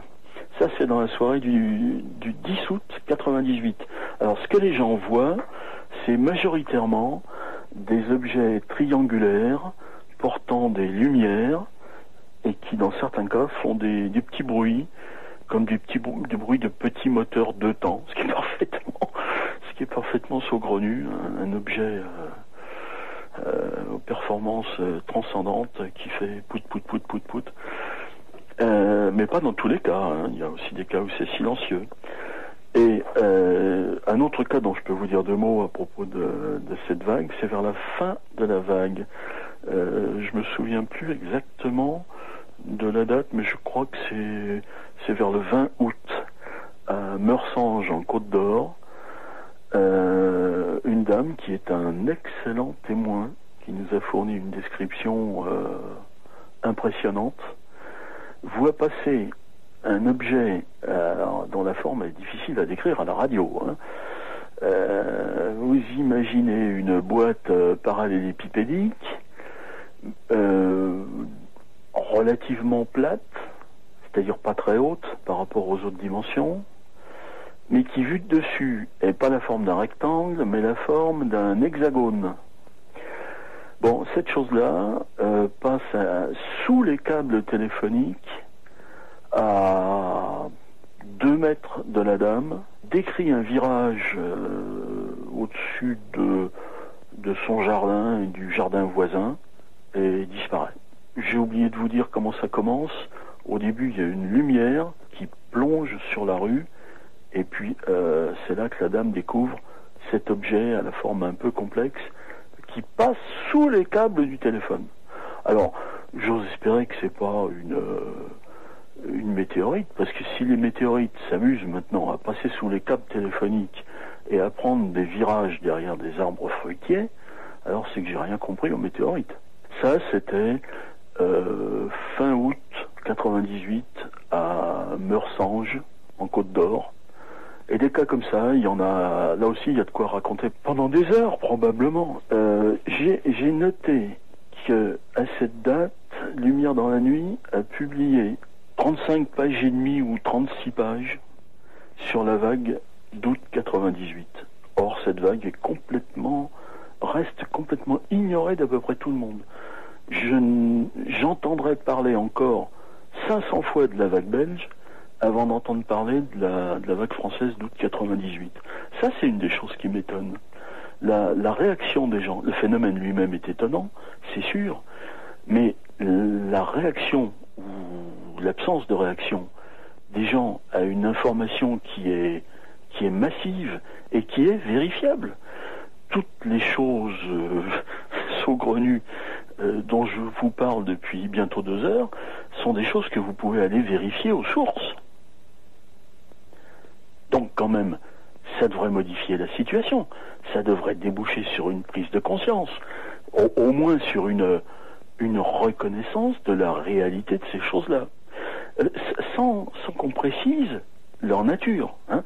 Moi, je ne sais pas si ce sont des extraterrestres qui débarquent, ou si ce sont des réalités plus subtiles, ou même, à la limite, si ce ne sont pas des réalités d'une nature psychologique, voire, je vais dire un gros mot, psychiatrique. Pourquoi pas? J'en sais rien. Mais en tout cas, les témoignages, eux, ça je peux vous dire qu'ils existent, qu'ils sont vérifiables, que dans pas mal de cas, les témoignages se confirment mutuellement. Autrement dit, on devrait, en toute logique, au minimum, les prendre en compte, les connaître, les faire connaître, s'y intéresser. Or ça ne se produit pas. Et ça, à mon avis, c'est aussi bizarre que les ovnis eux-mêmes. Effectivement, c'est vrai qu'on n'entend pas beaucoup parler de cette vague de 98 et que la vague belge est encore sur toutes les lèvres. Ah oui, mais bon, je vous ai cité la vague de 98 parce que c'est un des sujets qui me sont chers, mais il y a d'autres exemples.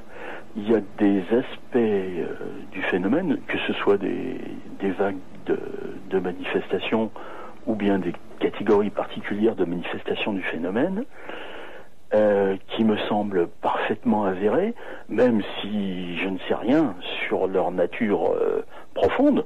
Je ne sais pas, moi. Hein. La chose qui est passée sous les câbles téléphoniques à Mursange, je ne sais pas ce que c'est. Hein. Je me demande si quelqu'un le sait. Bon, on n'est pas obligé d'interpréter ça. On a affaire à quelque chose de toute évidence qu'on ne comprend pas.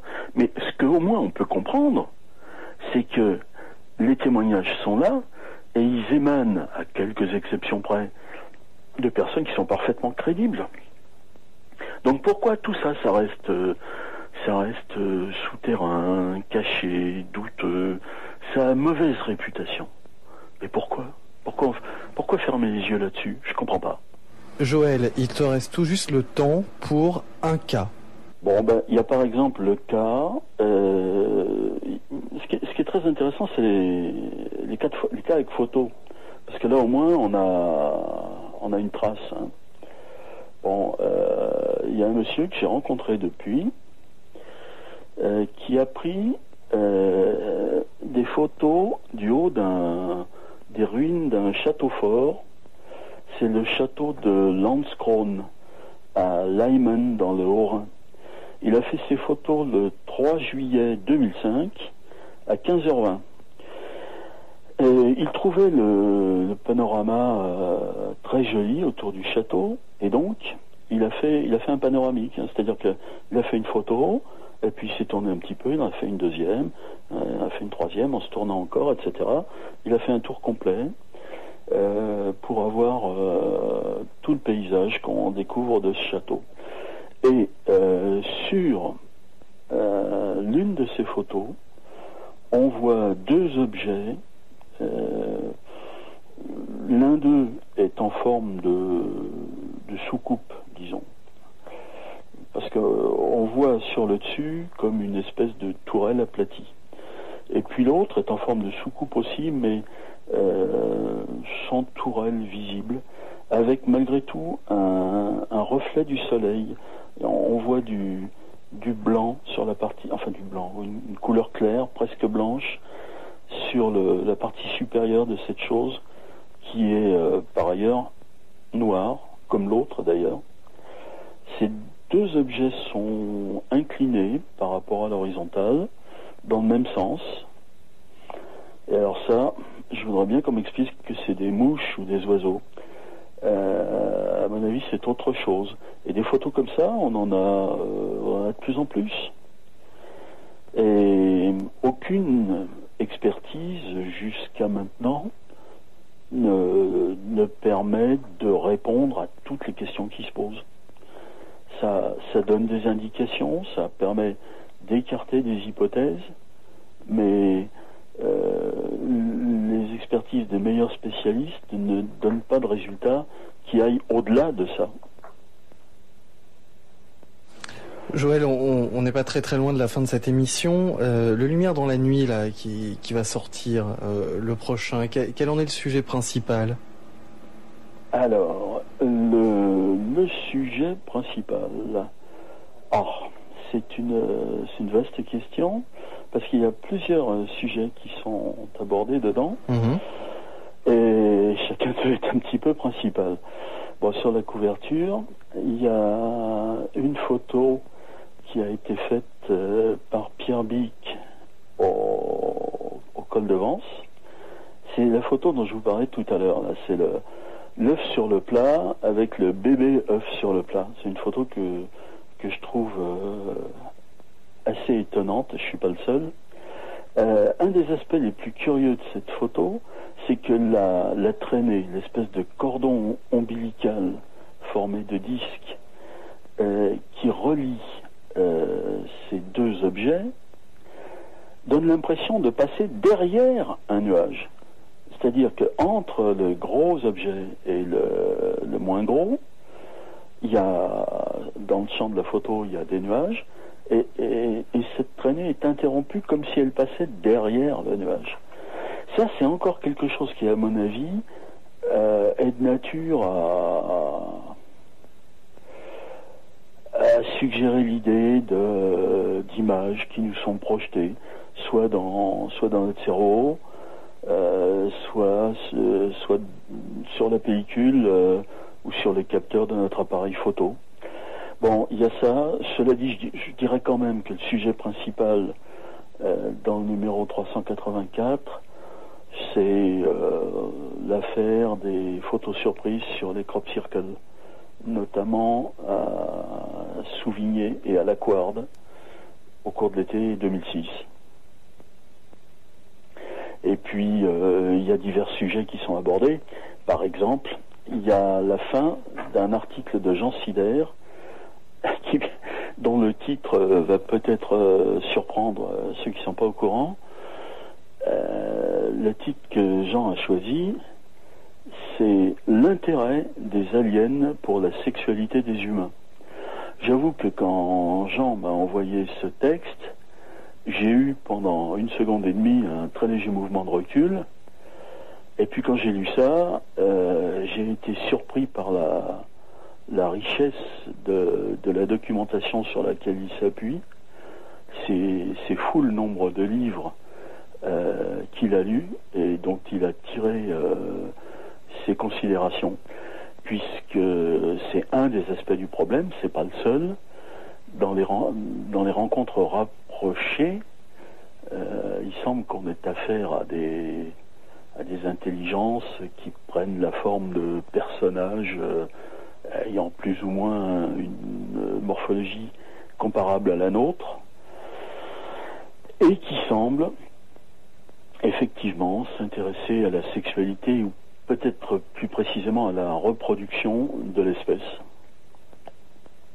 Ça aussi, je crois qu'on peut dire que c'est un sujet, on peut peut-être considérer que c'est le sujet principal dans ce numéro qui va sortir, mais en fait, c'est comme si on avait deux domaines pas franchement distincts, mais presque disjoints l'un de l'autre. Hein. D'une part, il y a les observations d'OVNI. Moi, j'avoue que c'est ça qui m'attire le plus. C'est un choix personnel, je peux pas le justifier. Et d'autre part, il y a tout le domaine immense et un peu terrifiant des rencontres rapprochées, avec bien souvent en arrière-plan ou carrément en évidence ces aspects sexuels. Une des questions qui a agité le monde de l'ufologie ces dernières années, c'est par exemple l'histoire de cet Australien d'origine libanaise, Peter Khoury, qui dit avoir eu une visite d'un genre très particulier un matin, et avoir retrouvé à la suite de cette visite très rapprochée, si vous voyez ce que je veux dire, avoir retrouvé un cheveu ou quelque chose qui ressemble à un cheveu blond qu'il a eu l'idée de faire, qu'il a eu l'idée de conserver d'abord. Il ne l'a pas jeté, il l'a conservé précieusement, et au bout de quelques temps de recherche, il est entré en contact avec un groupe de scientifiques australiens. Je souligne, hein, des scientifiques, ce sont des scientifiques de haut niveau, ce ne sont pas des amateurs, des plaisantins, des clowns. C'est des gens qui vous font des analyses d'ADN quand vous leur soumettez un échantillon. Alors, ces gens d'un groupe qui s'appelle APEG, ça doit vouloir dire Aerial Phenomena Inquiry Group. Ces gens-là ont fait des analyses d'ADN sur l'espèce de cheveux que Peter Khoury a retrouvé sur sa personne à la suite de cette très étrange rencontre. N'en dis pas trop, Joël. Je n'en dirai pas plus. Justement, pour se procurer Lumière dans la nuit, pourrais-tu nous rappeler les coordonnées postales? Alors, Lumière dans la nuit, ou en abrégé LDLN, BP 3, 86 800, Saint-Julien-Lars, L''ARS. Le meilleur moyen de contacter LDLN, c'est d'envoyer une lettre à cette adresse. Merci beaucoup d'avoir passé ces 2 heures avec nous, Joël. C'est moi qui vous remercie. On a fait ce tour d'horizon. Bonne soirée à tout le monde. Oui, merci, et à très bientôt, évidemment. À bientôt. Au revoir, Joël Ménard. Au revoir. Vous êtes à l'écoute de Radio Ici et Maintenant, 95.2, l'émission La Vague d'OVNI.